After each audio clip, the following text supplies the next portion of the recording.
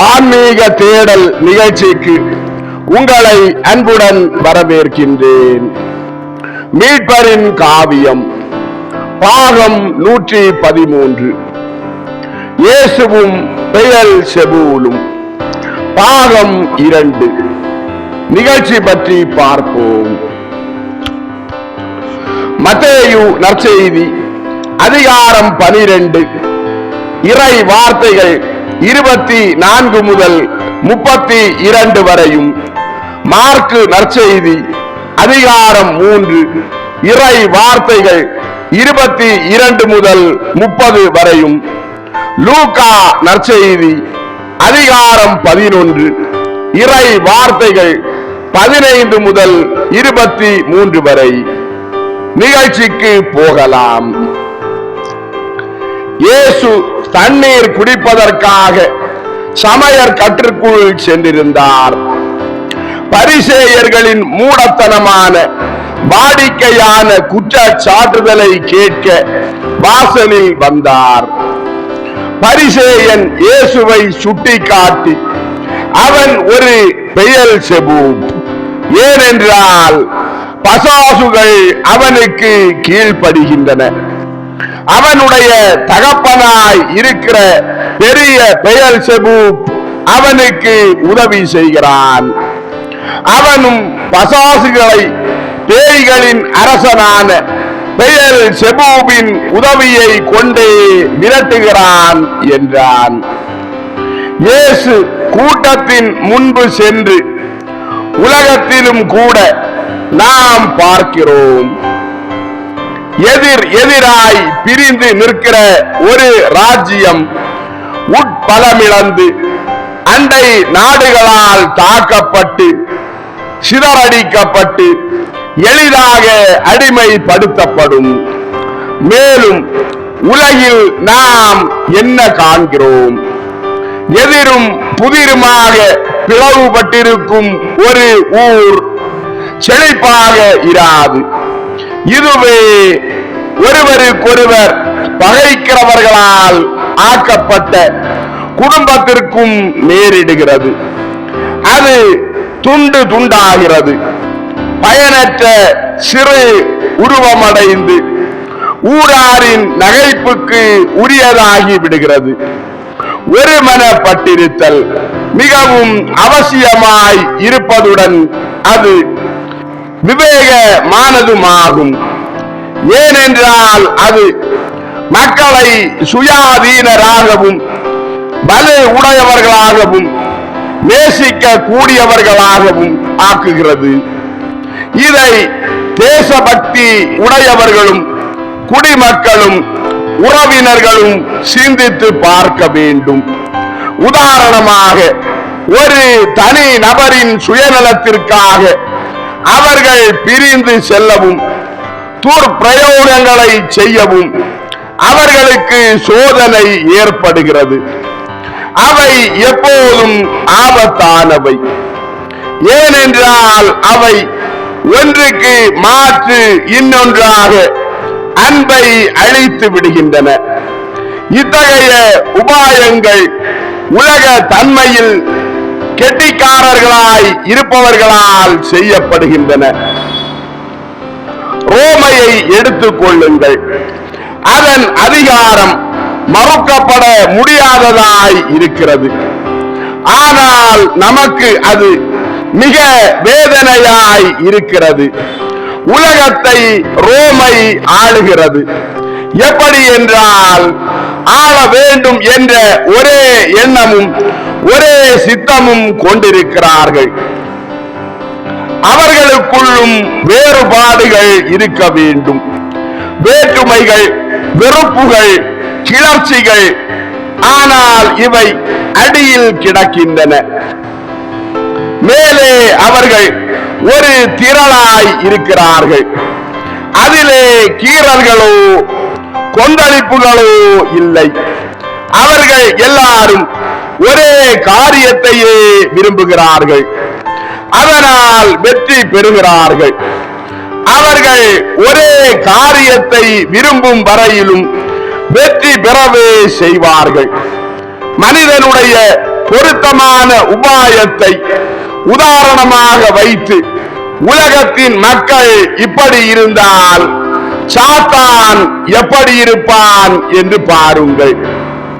நாம் சம்பந்தப்பட்ட வரையிலும் ரோமையர்கள் பசாசுகள்.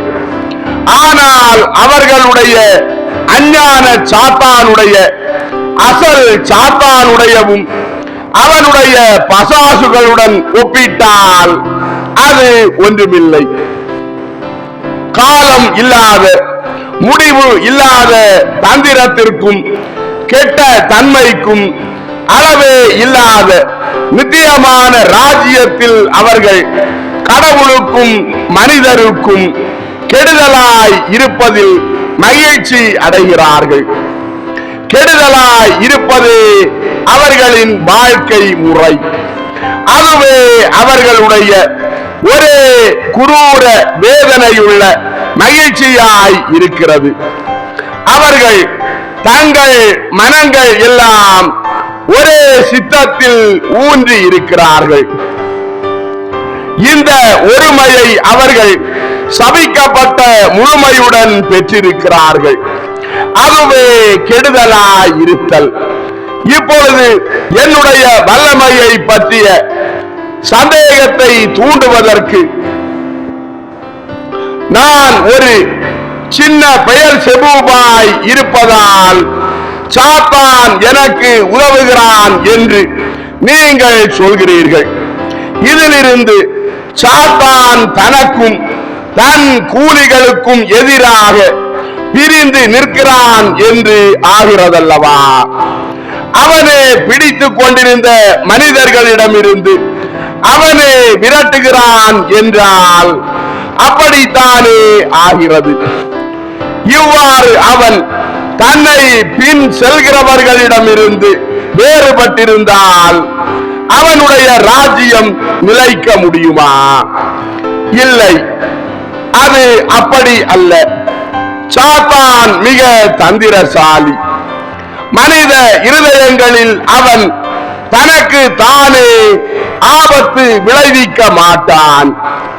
அவனுடைய வாழ்க்கையின் குறிக்கோள் திருடுவதும் சேதப்படுத்துவதும் பொய் கூறுவதும் நோகச் செய்வதும் நிலை கவிழ்ப்பதுமே. கடவுளுடைய ஆன்மாக்களையும் மனிதர்களுடைய சமாதானத்தையும் திருடுவான். பிதாவின் பிள்ளைகளை சேதப்படுத்தி அவரை துயரப்படுத்துவான். வழி தவற செய்வதற்காக பொய் கூறுவான்.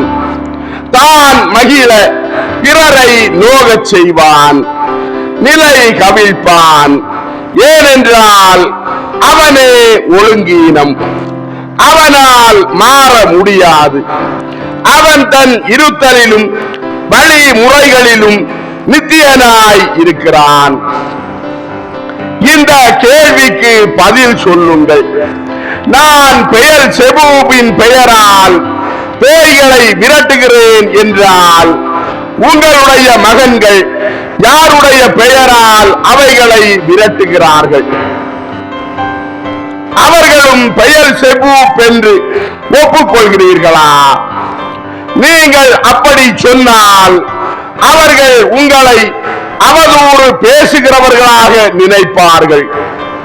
உங்களுடைய குற்றச்சாட்டுகளுக்கு எந்த மறுப்பும் கூறாத அளவுக்கு அவர்களுடைய புனித தன்மை இருந்தால் இஸ்ராயேலில் அநேக பசாசுகள் இருப்பதாக நீங்கள் நினைப்பதை பற்றி உங்களையே நீங்கள் தீர்ப்பிடுவீர்கள். இப்படி உங்களால் பசாசுகளாய் இருப்பதாக குற்றம் சாட்டப்படுகிற இஸ்ராயேல் மக்களின் பெயரால் கடவுள் உங்களுக்கு தீர்ப்பிடுவார். ஆகவே யார் தீர்ப்பிட்டாலும் சரி, அவர்களே உண்மையில் உங்கள் நீதிபதிகளாய் இருப்பார்கள். அங்கே நீதி மனித கட்டாயத்துக்கு கட்டுப்பட்டதாய் இராது. ஆனால் உண்மையில் நடக்கிறபடியே நான் கடவுளினுடைய ஆவியினால் பேய்களை வெளியேற்றுகிறேன் என்றால் அப்போது கடவுளினுடைய ராஜ்யமும் அந்த ராஜ்யத்தின் அரசரும் உங்களிடம் வந்துள்ளதற்கு அத்தாட்சியாகும். எந்த எதிர் சக்தியும் தன்னை எதிர்த்து நிற்க முடியாது என்ற அளவிற்கு வல்லமையுள்ள அரசன் யார்? அப்படி என் ராஜ்யத்தின் மக்களை அபகரித்தவர்களை அவர்கள் பிடித்துள்ள இடத்தை விட்டு வெளியேறும்படியும் அந்த இரையை நான் சுதந்தரிக்கும்படி அதை திரும்ப என்னிடம் தரும்படியும் நான் கட்டாயப்படுத்துகிறேன். சரியாகவோ தவறாகவோ பெறப்பட்ட தன் பொருட்களை கை கொள்ளும்படி வலியவன் ஒருவன் இருக்கிற வீட்டிற்குள் புக விரும்புகிற ஒருவன் செய்வது அதுதான் அல்லவா? ஆம், அதுதான். அவன் உள்ளே புகுந்து அந்த வலியவனை கட்டி போட்டு அதன் பின் வீட்டில் உள்ளவைகளை கொள்ளையிடுகிறான். என்னுடையதை எடுத்துக்கொண்ட இருண்ட தூதனை நான் கட்டுகிறேன். அவன் என்னிடமிருந்து திருடிய நல்ல பொருளை அவனிடமிருந்து எடுத்துக் கொள்கிறேன். நான் மட்டுமே இதை செய்ய முடியும். ஏனென்றால் நான் மட்டுமே வல்லமை உள்ளவர்.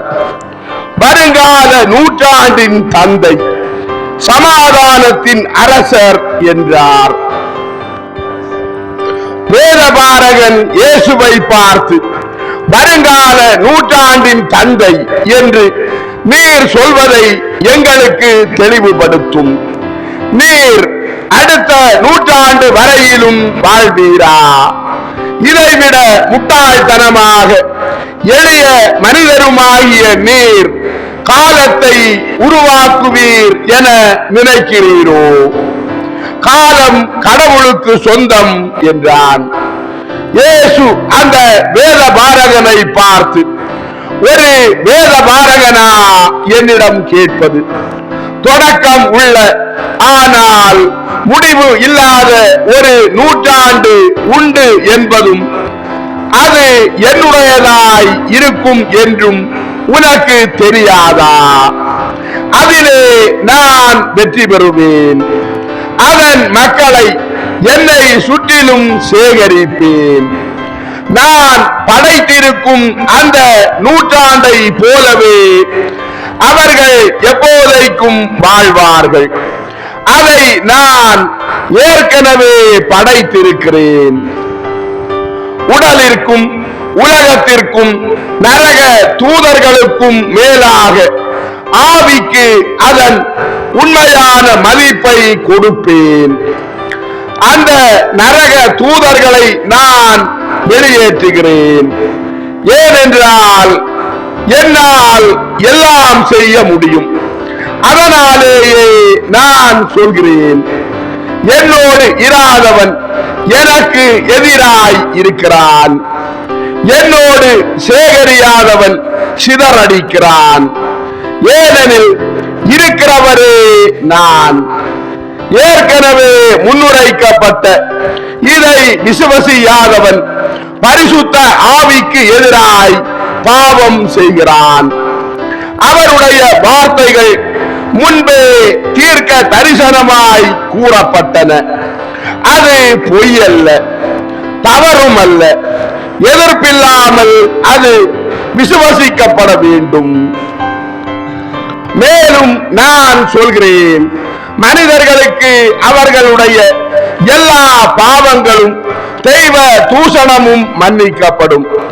ஏனென்றால் மனிதன் உள்ளம் மட்டுமல்ல உடலாகவும் இருக்கிறான் என்றும், உடல் சோதிக்கப்படும் போது திடீரென பலவீனத்துக்கு உட்படும் என்றும் அவர் அறிவார்.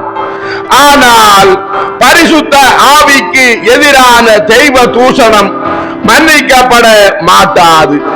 மானிட மகனுக்கு எதிராக பேசியவனுக்கு இன்னும் மன்னிப்பு உண்டு. ஏனென்றால் என்னை பொதிந்துள்ள உடலின் பழுவும் எனக்கு எதிராக பேசும் மனிதனும் திசை திரும்பக்கூடும். ஆனால் பரிசுத்த ஆவிக்கு எதிராக பேசியவன் மன்னிக்கப்பட மாட்டான், இந்த வாழ்விலும் வருகிற வாழ்விலும். ஏனென்றால் சத்தியம் அதாகவே இருக்கிறது. தெளிவாக பரிசுத்தமாக மறுக்க முடியாத, வழி தவற முடியாதபடி உள்ளத்திற்கு காட்டப்படுவதாக இருக்கிறது. கருத்தூன்றி தவற விரும்புகிறவர்களே தவறுகிறார்கள். பரிசுத்த ஆவியால் கூறப்பட்ட சத்தியத்தை மறுப்பது கடவுளினுடைய வார்த்தையானவரை மறுப்பதாகும். அந்த வார்த்தையால் மனிதர்களுக்கு கொடுக்கப்பட்ட அன்பையும் மறுப்பதாகும். அன்புக்கு எதிரான பாவம் மன்னிக்கப்படுவதில்லை. அன்பார்ந்தவர்களே, ஆன்மீக தேடல் மீட்பரின் காவியம் பாகம் 113, இயேசுவும் பெயல்செபூலும் பாகம் 2 நிகழ்ச்சி இதோடு நிறைவடைந்தது. அடுத்த நிகழ்ச்சியில் உங்களை சந்திக்கும் வரை உங்களிடமிருந்து விடைபெறும் உங்கள் ஜான் பிரிட்டோ.